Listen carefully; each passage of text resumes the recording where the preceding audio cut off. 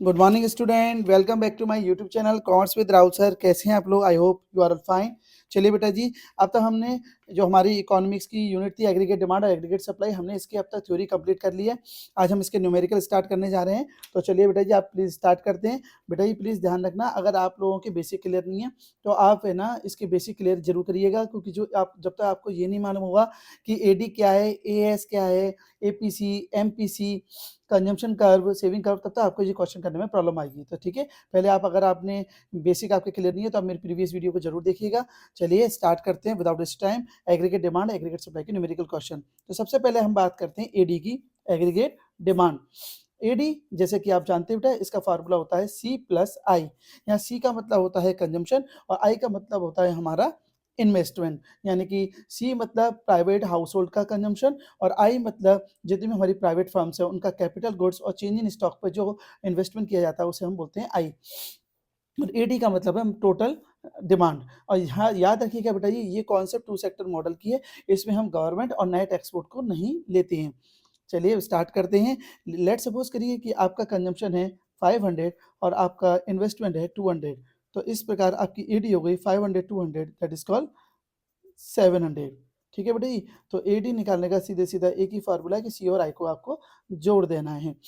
ठीक है, मैं बेटा जी आपको इजी टू हार्ड सारे क्वेश्चन कराऊंगा इंक्लूडिंग सैंपल पेपर क्वेश्चन। तो आप बिल्कुल स्टार्टिंग से देखते हुए जाना, आपकी एक बार में ही सारे इस चैप्टर के पूरे 12 मार्क्स के जो कंप्लीट क्वेश्चन है वो कंप्लीट हो जाएंगे विथ थ्योरी, क्योंकि मैं समझाते आपको थ्योरी भी क्लियर करता हुआ चलूंगा। ठीक है, तो एडी के मतलब है सी प्लस आई, यानी कि एडी टोटल होता है कंजप्शन और इन्वेस्टमेंट का। यानी कि बेटा अगर हमें सी मालूम हो तो हम आई निकाल सकते हैं, और अगर हमें सी नहीं मालूम हो तो एडी में से आई माइनस करके हम सी निकाल सकते हैं। देखिए आप, जैसे ऐसे इसी ऊपर वाले का एग्जांपल को ले ले रहे हैं कि हमारी एडी कितनी है, इसमें एडी का फॉर्मूला क्या है, AD equal to C plus I, यही तो है। और हमें एडी मालूम है कितनी 700, हमने यहीं से ले ली। सी नहीं मालूम है हमको, आई मालूम है, क्योंकि कोई भी तीन में से दो डिजिट मालूम हो तो सी निकल आएगी। तो अगर आपको सी निकालना है तो क्या करेंगे, एडी में से आप किसको माइनस कर देंगे, आप आई को माइनस कर दीजिए, सी निकल आएगा आपका। ठीक है, तो सी इजगल टू एडी कितना है 700 और आई कितना हमारा 200, तो ये हमारी सी निकल आई 500। आई होप आपको ये क्लियर हो गया होगा। इसी प्रकार से आप यहाँ पर क्या निकाल सकते हैं, आई भी निकाल सकते हैं कि ए डी में से बेटा जी अगर आप सी को माइनस कर देंगे तो आपका आई निकल आएगा। ठीक है, जैसे ए डी कितनी थी हमारी 700, सी हमारा कितना था 500, 500 निकला है ना, तो हमारी ए कितनी निकल आएगी, आई हमारी निकल आएगी 200। आई होप आपको ये बात क्लियर हो गई होगी कि ए डी जो है हमारा सी प्लस आई का सम टोटल होता है, और कोई भी दो डिजिट मालूम हो तो हम तीसरी डिजिट निकाल सकते हैं। चलिए अब हम बात करते हैं एग्रीगेट सप्लाई की। एग्रीगेट सप्लाई जैसे कि आप जानते हैं इसका फार्मूला होता है सी प्लस एस। सी मतलब कंजम्पशन और एस मतलब सेविंग। बेटा ये तो आप जानते ही होंगे कि ए एस हमारी इक्वल्स टू क्या होती है, ए एस इक्वल्स टू होती है बेटा ये हमारी इनकम। भाई आप अपनी इनकम का या तो खर्चा करेंगे या फिर सेविंग करेंगे। आप अपनी इनकम को या तो खर्च करोगे सारी या सेव करोगे, कुछ खर्च करोगे कुछ सेव करोगे, तो यानी कि कंजम्पशन और सेविंग को जोड़कर हमारी ए एस आती है। ए एस मतलब हमारी इनकम आती है। ठीक है बेटा जी, लेट सपोज करते हैं यही निकालने का फार्मूला ना। देखिए लेस हमारी सी है हमारी 500 और हमारी सेविंग है 300, तो हमारी टोटल इनकम कितनी हो गई बेटा जी 800। समझेंगे, अब भाई आपने 500 खर्च करे और 300 बचा लिए, तो इसका मतलब आपने टोटल 800 ही तो कमाए, जो कि इक्वल्स टू क्या हुई आपकी इनकम। ठीक है, तो ए एस हमारी इनकम के अकॉर्डिंग होती है। ये आपको क्लियर हो गया होगा। एक और एग्जांपल लीजिए। पर बेटा जी मैं यहाँ पे मैं बहुत इंपॉर्टेंट चीज़ आपको बताना चाहूँगा कि सी हमारा जो होता है वो कभी भी नेगेटिव नहीं हो सकता, यानी कि सी जो हमारा वो पॉजिटिव ही होगा बेटा जी, हमेशा याद रखना। क्योंकि जिसे हम सी हमारा नेगेटिव क्यों नहीं होगा, क्योंकि आपकी इनकम जब जीरो है, लेट सपोज करिए कि आपकी इनकम जब जीरो है तब भी आप कुछ ना कुछ तो खर्चा करते हैं ना। बताइए, आप कुछ ना कुछ खर्चा करते हैं कि नहीं, इनकम आपकी जीरो है फिर भी आपका सी कुछ ना कुछ होगा ही, क्योंकि जिसे हम बोलते हैं सर्वाइवल के खर्चे, वो आप है ना पास्ट सेविंग से करते हैं। ठीक है, या फिर वो खर्चे आप कैसे करते हैं बताइए। ठीक है, आप है ना बोरो लेके किसी से उधार लेके भी तो खर्चा करते हैं, तो वो आप वैसे खर्चे करेंगे, या फिर किसी से आप है ना अपनी एसेट्स बेचकर आप खर्चे करेंगे। तो कहने का मतलब है कि जीरो इनकम पे जो खर्चा होता है वो हमारा क्या होता है, ऑटोनॉमस कंजम्पशन कहलाता है, याद रखना। तो ऑटोनॉमस जो हमारा खर्चा है उसे हम क्या बोलते हैं बेटा जी, ऑटोनॉमस कंजम्पशन को हम डेनोट करते हैं सी बार से, सी के ऊपर बार लगा देते हैं। तो ध्यान रखना सी कभी भी 0 नहीं होगा और सी कभी भी हमारा क्या होगा, नेगेटिव नहीं होगा। ठीक है बेटा जी? इसी से एक इम्पोर्टेंट कंक्लूजन ये निकलता है कि आपकी इनकम क्या है बेटा जी? इनकम आपकी है, ध्यान दीजिएगा, आपकी इनकम है 0, आपकी इनकम 0 है और फिर भी आप खर्चा कर रहे हैं। इसका मतलब वो क्या है आपकी जो ऑटोनॉमस कंजम्पशन है, जो 0 इनकम पे खर्चा होता है उसे ऑटोनॉमस कंजम्पशन बोलते हैं। ऑटोनॉमस कंजम्पशन क्या है आपका? नेगेटिव सेविंग, क्योंकि आपकी इनकम तो कुछ भी नहीं है, लेकिन आपकी इनकम 0 है, लेकिन आप फिर भी खर्चा कर रहे हैं। इसका मतलब वो खर्चा कहाँ से कर रहे हैं? आपकी सेविंग से कर रहे हैं या फिर पास्ट सेविंग जिसे हम कीस ने बोला है, या बोरो लेके कर रहे हैं। तो आप जो प्रीवियस खर्चा कर रहे हैं बोरो लेके, उधार लेकर, तो वो नेगेटिव सेविंग को हम ये बोल सकते हैं C bar is equal to minus का सी। ठीक है, क्योंकि सी हमारा किसको डोनेट करता है? नेगेटिव सेविंग को डोनेट करता है। तो हमारा सी जो है वो नेगेटिव भी होगा। ठीक है, तो हमारा इनकम अगर 0 है तो कंजम्पशन है ना 0 नहीं है, लेकिन जो माइनस सी बार का इक्वल मतलब होता है माइनस की सेविंग। तो ध्यान रखना कि इनकम 0 हो सकती है, कंजम्पशन 0 नहीं हो सकता, कि आप थोड़ा बहुत तो खर्चा करेंगे ही करेंगे। और लेकिन जो माइनस सी बार करके दिखा रहा है, इसका मतलब होता है वो क्या है? हमारी नेगेटिव सेविंग। ये बात याद रखना, क्योंकि इससे डिपेंडेंट हमारे न्यूमेरिकल आते हैं। चलिए अब हम करते हैं हमारा ये वही क्वेश्चन ए एस का। A S is equal to है हमारा, क्या बताया मैंने आपको? C plus S. तो अभी बात कर रहा था कि सेविंग नेगेटिव हो सकती है, क्योंकि आपका कंजप्शन जो है, जैसे मान लीजिए कोई आदमी 100 रुपये खर्च कर रहा है, ठीक है, और उसकी है ना इनकम कितनी है बेटा, ये समझिएगा 80 रुपीज़। तो 100 रुपीज़ कैसे खर्च कर रहा है? इसका मतलब उसने है ना 20 रुपये किसी से उधार लिए हैं, तभी तो वो 100 में से 20 को माइनस करेंगे, देखिए प्लस माइनस माइनस तो हो ही कि नहीं 80। बात समझे नहीं बेटा जी आप? कहने का मतलब ये है 80 के 80, 100 में 20 गए, क्योंकि प्लस माइनस माइनस हो गए। यानी कि आप 100 रुपये खर्च कर रहे हैं और 80 रुपये कमा रहे हैं, तो 80 रुपये कमाकर अगर आप 100 रुपीज़ खर्च कर रहे हैं, इसका मतलब आपने 20 रुपये किसी से उधार लिए हैं। उधार लिए हैं या फिर आप अपनी सेविंग खर्च कर रहे हैं। तो किस कहते हैं कि पास्ट सेविंग सबसे पहले मानना कि आप अगर 80 रुपये और 100 रुपये खर्च कर रहे हैं, जो कि हमने कोविड टाइम में किया था, आपको मालूम हो। तो कोविड टाइम में क्योंकि इनकम तो 0 थी हमारी इनकम 0 थी और फिर भी हम खर्च कर रहे थे। तो पास्ट सेविंग हुई कि नहीं? तो ध्यान रखना, अगर नेगेटिव सेविंग है, इसका मतलब इनकम से ज़्यादा खर्च कर रहे हो। ठीक है बेटे जी? तो अब इसी को हम ध्यान रखना कैसे निकालेंगे, न्यूमेरिकल चेक करेंगे इसका हम। देखना इसका न्यूमेरिकल। लेट्स सपोज करते हैं आपकी ए एस निकालनी है आपको, सी प्लस एस मैंने फार्मूला बताया। सी कितना है आपका बेटा जी? सी 700 ले रहे हैं और ठीक है, और सेविंग हमारी है 200 माइनस की। ठीक है, इसका मतलब आपकी इनकम कितनी होगी? 700 प्लस माइनस माइनस हो गई, तो आपकी इनकम कितनी निकल आई बेटा? 500। तो आई थिंक आपको क्लियर हो गया होगा। अगर नेगेटिव सेविंग है, इसका मतलब है कि आपने कमाया कम है और खर्च आपने ज़्यादा किया है। कमाई 500 है और खर्च करें 700, जैसे कि मैंने आपको ऊपर बताया था, कमाई 80 रुपये है और खर्च करें 100। आई होप आपको ये कॉन्सेप्ट क्लियर हो गई होगी। तो ए डी ए एस को समझने के बाद अब हम करते हैं हमारी एपीसी। एपीसी की फुल फॉर्म मैंने क्या बताई थी? Average propensity to consume. Propensity का मतलब मैंने बेटा आपको बताया था कि हमारी इनकम बढ़ने पर हमारी जो खर्च करने की इच्छा है, प्रोपेंसिटी है, उसको हम बोलते हैं APC, average propensity to consume या कंजम्पशन के लिए। ठीक है, और ध्यान रखिएगा ए का मतलब एवरेज है और इसके बाद जब एमपीसी करेंगे, जो एमपीसी के बारे में हम बात करेंगे, एम मतलब फॉर होता है मार्जिनल। मार्जिनल का मतलब होता है चेंज इन टोटल, यानी कि आपने 11th में करा होगा, टोटल कॉस्ट और मार्जिनल कॉस्ट पढ़ी थी नहीं? तो टोटल कॉस्ट में जो एक एक्स्ट्रा यूनिट करने के कारण जो हमारी कॉस्ट में चेंज आता था, उसे हम मार्जिनल कॉस्ट ही तो कहते थे, यानी कि एन एन माइनस वन। तो याद रखना, M for marginal, marginal for change होता है, मार्जिनल प्रोपेंसिटी टू कंज्यूम। ठीक है बेटा जी, टू कंज्यूम। तो बेटा जी याद रखना, एम फॉर होता है चेंजेस। क्या होता है एम फॉर? चेंजेस बेटा। ठीक है, तो आप इस चीज़ को याद रखना। चलिए अब हम करते हैं आपका नेक्स्ट क्वेश्चन। ठीक है, एक सेकेंड, मोबाइल की बैटरी और लो हो गई है, तो बेटा जी प्लीज़ एक सेकेंड। ठीक है, हाँ, तो अब बेटा जी हम आगे बढ़ते हैं। नेक्स्ट क्वेश्चन है हमारा एपीसी का। तो एपीसी का बहुत ही ईजी फार्मूला है। एपीसी, देखो बेटा जी, चाहे एपीसी हो, चाहे एमपीसी हो, चाहे आपकी सेविंग हो, चाहे कंजम्पशन हो, वो सब वाई पे ही डिपेंड करती है, आपकी इनकम पे ही तो डिपेंड करेगी। लेट्स सपोज करिए आपने 10,000 कमाए बेटा जी और आपने खर्च कर दिए 8,000, तो आपकी एपीसी कितनी हो गई? 40 है, तो 40 से पहले पॉइंट लगा दीजिए, या आप ऐसे भी कर सकते हैं, 30 से 30 काट दीजिए और 1 0 हटा के 1 पहले पॉइंट लगा दीजिए। ठीक है, तो 0.8 आपकी क्या गई? एपीसी। तो हमने क्या सीखा कि कंजम्पशन किस पे डिपेंड करता है? वाई पर। और इनकम के अकॉर्डिंग जो कंजम्पशन में आपका प्रोपेंसिटी होती है उसे हम बोलते हैं एपीसी। ठीक है बेटा जी। अब हम एमपीसी का देखते हैं। एमपीसी का फॉर्मूला मैंने क्या बताया था? चेंज इन कंजम्पशन और change in income. Let's suppose करिए कि आपकी चेंज इन कंजम्पशन है 300 और चेंज इन आपकी है इनकम आपका है 500। ठीक है, याद रखना इनकम में चेंज ज़्यादा हुआ, कंजम्पशन में चेंज इतना नहीं होगा। ठीक है, वही मेरी इनकम अगर 5000 बढ़ेगी तो मैं अपना कंजम्पशन 3000 बढ़ा लूँगा। इनकम मेरी 500 बढ़ेगी तो मैं 300 बढ़ा लूँगा। ठीक है, तो एमपीसी का फॉर्मूला क्या बताया बेटा ये मैंने? Change in consumption upon change in Y. ये जो चेंज बोल रहा हूँ मैं, ये चेंज का मतलब डेल्टा भी होता है बेटा। डेल्टा आप जानते होंगे, मैथ में यूज़ करते हैं। ठीक है, तो हमारी चेंज इन इनकम कितना है? 5000 और चेंज इन कंजम्पशन कितना है बेटा जी हमारा? 3000। 30 कैंसिल कर देंगे, 5 का 3 में देंगे, 5 6 जा 30 तो 0.6। तो हमारी एमपीसी कितनी आ गई बेटा जी? 0.6। तो ये आपको क्लियर हो गया होगा एमपीसी और एपीसी। ठीक है बेटा जी, आप स्क्रीनशॉट लेते हुए चलना बेटा जी सारे क्वेश्चंस का, ताकि आपके न्यूमेरिकल अच्छे से क्लियर हो सकें। चलिए नेक्स्ट मूव करते हैं हम नेक्स्ट क्वेश्चन पे। अब एमपीसी के लिए अब एक एग्जांपल लीजिए। लेट्स सपोज करते हैं कि हमारी इनकम है, एक व्यक्ति की इनकम है 10,000। ठीक है, इसको एक और तरीके से समझ लो। और ये थी 2010 में, और 2000 उसकी 11 में उसकी इनकम जो थी वो हो गई 10 से बढ़कर 12,000। तो इनकम उसकी 2000 बढ़ गई बेटा।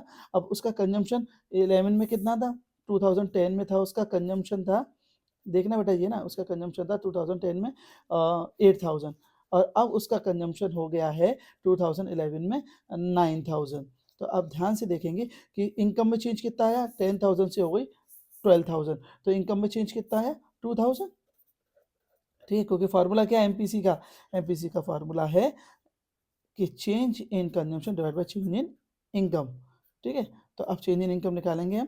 तो हमारी इनकम में चेंज कितना आया? 2000 और कंजम्पशन में कितना चेंज आया? 8000 था 9000, तो 1000 कंजम्पशन में चेंज आया। तो इस तरीके से हमारी 2 का जब 1 में डिवाइड करेंगे 2 5 10, तो 0.5 आ जाएगी। आप डिवाइड तो कर ही लेंगे। ठीक है बेटा जी, तो एमपीसी हमारी आ गई 0.5। तो आई होप आपको ये क्लियर हो गया होगा कि एमपीसी का मतलब होता है चेंज इन हमारी इनकम के अकॉर्डिंग, इनकम में चेंज के अकॉर्डिंग हमारे कंजम्पशन में जो चेंज आता है वो हमारी एमपीसी होती है बेटा जी। और जो हमारे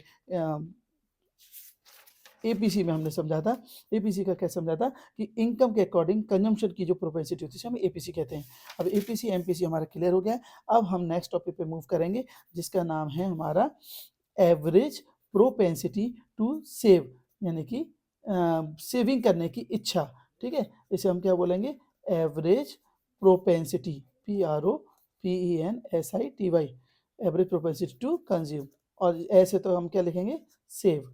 बस इसका याद रखना, एस फॉर सेव होता है। इसका फार्मूला भी बहुत ईजी है।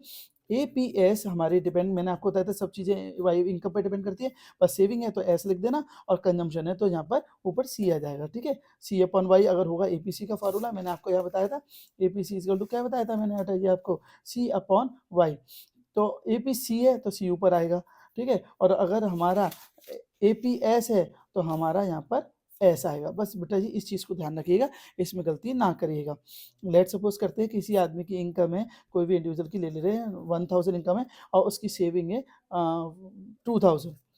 ठीक है, 30 से 30 कैंसिल हो जाएंगे उसकी, तो 1 से 2 को डिवाइड करेंगे। देखिए 10,000 लेना, सॉरी यहाँ पे 2000 लिख दिया। एक आदमी की इनकम कितनी है? 10,000 और सेविंग कितनी है? 2000। तो 3 जीरो से 3 जीरो कैंसिल हो जाएंगे, आप ऐसे कर लीजिए। और 10 का 2 में डिवाइड करेंगे तो 10 टू से 20, तो आपकी उसकी एपीएस कितनी आ गई? 0.2, यानी कि सेविंग अपॉन इनकम। ठीक है, तो एपीएस एक और एग्जांपल समझ लीजिए कि लेट्स सपोज इनकम है किसी व्यक्ति की 1000 और उसकी सेविंग है बेटा जी 300 ले लीजिए, 300। तो यहाँ पर एपीएस क्या निकलेगी उसकी बेटा जी? क्या फार्मूला बताया मैंने? S upon Y. तो 300 सेविंग है और उसकी इनकम है 1000, और 2 से 2 कैंसिल, जीरो उठाएंगे तो पॉइंट लग जाएगा। तो यहाँ पर हमारी एपीएस कितनी आ जाएगी? 0.3। वेरी इजी टू अंडरस्टैंड बेटा जी, कुछ नहीं करना है, सेविंग का डिवाइड करना है इनकम में। आई होप ये आपको क्लियरली अंडरस्टूड होगा। अब हम एपीएस की बात करते हैं, एमपीएस। ठीक है, एमपीएस का भी फार्मूला वही है। एस है तो ऊपर एस रखेंगे, नीचे इनकम है तो इनकम रखेंगे। एम का मतलब चेंज होता है तो हमें डेल्टा लगाना पड़ेगा। इसका फार्मूला बन गया change in saving upon change in income. ठीक है, देखिए जैसे मान लीजिए कि चेंज इन सेविंग, सेविंग में चेंज आया है 500 का और इनकम में चेंज आया है 2000 का, तो हमारी एमपीसी कितनी होगी, 2 ज़ीरो से 2 ज़ीरो काट देंगे, ठीक है? 20 का 50 में देंगे तो कितना आएगा बताइए अब जल्दी से, 2 से गया 0.25, ठीक है? तो बेटा जी आपका ये क्या हो गया, आप डिवाइड भी कर सकते हैं, अगर आपको कन्फ्यूज़न हो तो ध्यान रखना, 2 ज़ीरो से 2 ज़ीरो काट दी, 20 को 5 में डिवाइड करेंगे, बता दे रहा हूँ मैं एक बार, तो 2 टू ज़ा 20 टू ज़ा 40, 10 बचेंगे, पॉइंट लाएँगे 0, 25 ज़ा 100। तो आई आपको ये डिवाइड तो आता ही होगा आई थिंक, नहीं आता हो तो बेटा जी प्लीज़ इसको ज़रूर अच्छे से करिएगा। खासकर जो बच्चे 8th के बाद मैथ छोड़ चुके हैं उनको प्रॉब्लम आती है, इसलिए मैंने ये कर दिया है। तो बेटा जी प्लीज़ आप अच्छे से करिएगा। 0.25 एमपीसी का मतलब सिंपल सा एक ही है कि change in saving upon change in income. Let's suppose करते हैं जैसे किसी आदमी की इनकम है और ये सेविंग है। ध्यान से समझिएगा बेटा, इनकम उसकी और ये ईयर है। ये क्या है बेटा, ईयर, और इनकम है वाई और सेविंग को एस बोलते हैं। तो अब हमें एमपीएस निकालनी है। क्या निकालनी है? एमपीएस। तो एमपीएस निकालने का फॉर्मूला क्या है? Change in saving upon change in income. तो देखिए उसकी 2020 में इनकम है, लेट्स सपोज करते थे 100, और 2021 में इनकम है उसकी 200, और सेविंग है उसकी बेटा जी 20 में 50, और अब सेविंग है उसकी 100। ऐसे कर लेते हैं, मतलब जब वो है ना 100 रुपये कमाता था तो 50 बचाता था, और अब जब 200 कमाता है तो 100 बचाता है, ठीक है? तो ध्यान देखिए क्या सेविंग में कितना चेंज आया, देखना जरा बेटा जी। इनकम में चेंज कितना आया, इनकम 100 से कितनी हो गई है 200, तो इनकम में कितना चेंज आया, इनकम 100 बढ़ गई, चेंज इन इनकम कितना हो गया 100, और चेंज इन सेविंग कितना है बताओ जरा, 50 से 100 हो गई तो 50, 50 रुपये बढ़ गई कि नहीं बढ़ गई, और इस इनकम 100 बढ़ गई। अब निकालेंगे सेविंग में चेंज कितना है, M P S is equal to change in saving कितना है 50, और चेंज इन इनकम कितना 100, जीरो से दो जीरो अंक पहले पॉइंट लगा, तो वेरी वेरी इजी, तो 0.50 आपकी हो गई एम पी एस, ठीक है बेटा जी। तो ये हमारा हो गया एम पी एस का। तो आई होप आपको एम पी एस भी क्लियर हो गई होगी, और इस तरह से हमारे A P S M P S के क्वेश्चन क्लियर हो गए होंगे आप लोगों को। अगर बेटा कोई भी डाउट हो तो जरूर मुझसे पूछना। इसका एक क्वेश्चन आता है कि अगर एम पी एस हम क्वेश्चन में दे रखी हो, ध्यान से समझिएगा बेटा, क्वेश्चन में क्या दे रखा है, एम पी एस दे रखी है, ठीक है? एम पी एस दे रखी है, लेट सपोज करो 0.5, ठीक है? ये गिवन है बेटा, ठीक है? क्वेश्चन में ये गिवन है। तो हम अगर एमपीएस दे रखी है, तो एमपीएस का फार्मूला क्या होता है, change in saving upon change in income. तो हम सेविंग भी निकाल सकते हैं तो इनकम देगा, तो सेविंग निकलवा पूछ लेगा आपसे, और अगर सेविंग देगा चेंज इन सेविंग तो चेंज इन इनकम पूछ लेगा। चलिए करते हैं कि चेंज इन इनकम दे रखी है उसने 1000, अब आपसे कह रहा है कि चेंज इन सेविंग निकालो। चेंज इन सेविंग निकालना है, ये आपको फाइंड करना है, ठीक है? ठीक है, तो कैसे निकालेंगे? एमपीएस का फॉर्मूला बताओ बेटा जी। सबसे पहले तो फॉर्मूला रखेंगे change in saving upon change in income, ये फॉर्मूला है हमारा, ठीक है? इसको थोड़ा सा बिल्कुल एग्जैक्ट इसी के सामने लिखना, ठीक है? तो चेंज इन सेविंग हमें तो मालूम नहीं है, लेकिन एमपीएस तो मालूम है। एमपीएस हमारी कितनी है 0.5, चेंज इन सेविंग हमें मालूम नहीं है, तो ऐसे लिख देंगे चेंज इन इनकम कितना हुआ है 1000, तो हमने वो 1000 लिख दिया। अब आपको ये तो मालूम है 1 मान लेंगे इसके नीचे, और इक्वल टू तो क्रॉस मल्टीप्लिकेशन हो जाएगा, तो चेंजिंग सेविंग का 1 में इंटू करेंगे तो चेंजिंग सेविंग तो बाहर आ जाएगा, और 0.5 का अब करेंगे 1000 इंटू, तो इजी तरीके बता रहा हूँ, 5 का इंटू करेंगे 1000 में कितना आ जाएगा 5000, और एक अंक पहले पॉइंट है तो एक अंक पहले हम पॉइंट हटाएंगे ना, तो ये जीरो जो देखिए इसका इंटू करोगे तो कम हो जाएगी नहीं हो जाएगी आपकी, तो हमारी ये निकल आएगी चेंजिंग सेविंग इक्वल्स टू कितना निकल आएगा बेटा ये हमारा 500। बस इसको बस बेटा अच्छे से समझिएगा, ये हमारा हो गया आंसर।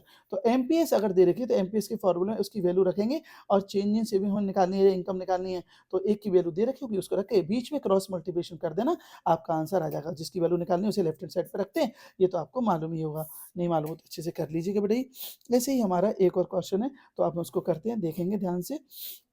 ये हमारे क्वेश्चन में ये गिवन है, ठीक है? क्या गिवन है कि एपीएस दे रखा है, कितना दे रखा है, एवरेज प्रोपेंसिटी टू सेव, यानी कि यहाँ पे चेंज ही नहीं चलेगा। एपीएस का फॉर्मूला क्या होता है आपको मालूम होगा, सेविंग अपॉन इनकम, तो एपीसी हमारी दे रखी है 0.25, ठीक है?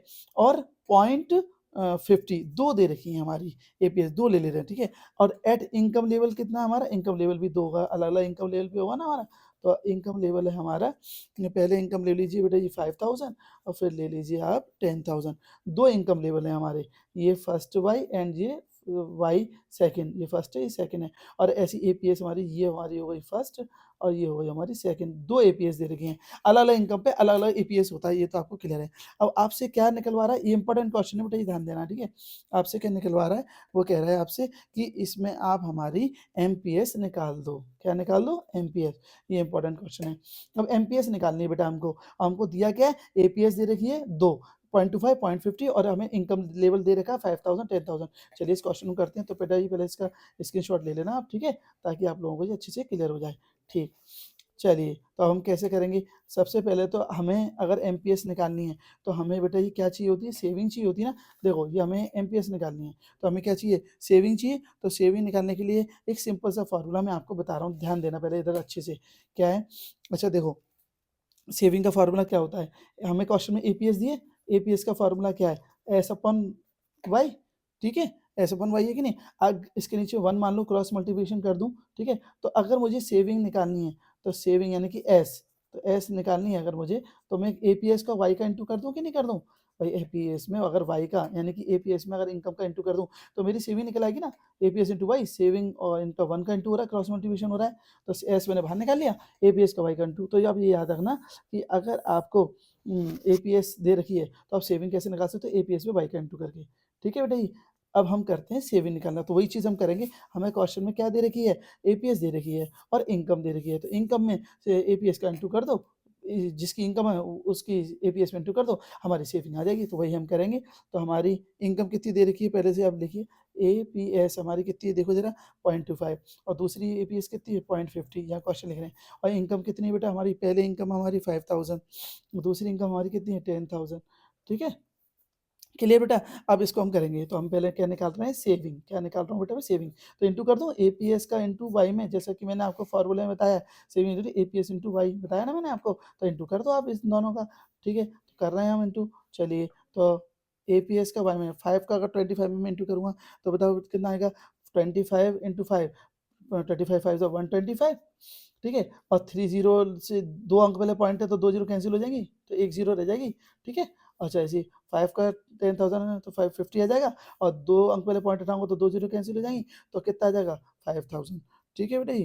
तो हमारी ये आ गई हमारी सेविंग। अब सेविंग हमारी आ गई है, अब हमें क्या निकालना है? एमपीएस। तो चेंज इन एमपीएस का फ़ॉर्मूला बताओ जल्दी से।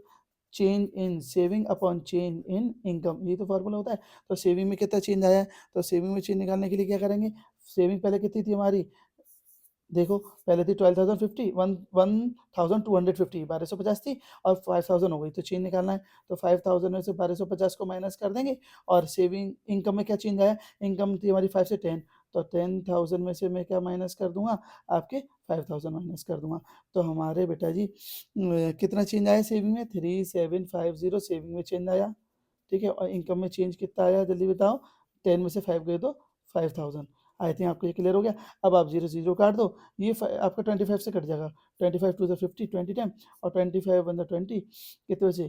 12, 12 125, ठीक है नहीं? ठीक है? 5 3 ज़ा 15, 5 4 ज़ा 20, ये आपका आ गया 3/4, और 4 का जब 3 में डिवाइड करेंगे, तो ये आ जाएगा 0.75, ठीक है? तो हमारी एमपीएस कितनी आ गई बेटा?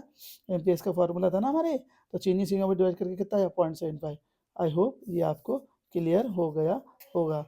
ठीक है बेटा जी? हमारी एमपीएस कितनी आ गई? अब इसका डिवाइड करना आपको क्लियर हो जाएगा, और नहीं आया तो कोई डाउट हो तो मुझे पूछना, ठीक है? तो आई होप आपको ये एमपीएस भी क्लियर हो गया होगा। चलिए बेटा जी, अब आज है ना हम इतना करते हैं। नेक्स्ट वीडियो में हम अपने क्वेश्चन करेंगे एपीएस के बाद, एमपीएस के बाद के कंजम्पशन फंक्शन के और सेविंग फंक्शन के। तो अगर कोई डाउट हो तो बेटा ज़रूर मुझसे पूछना, और इन सारे न्यूमेरिकल की आप प्रैक्टिस करना। Thank you very much and have a good luck. और बेटा ये इन क्वेश्चन के प्रॉपर नोट्स उतारना, ठीक है? थैंक यू बेटा।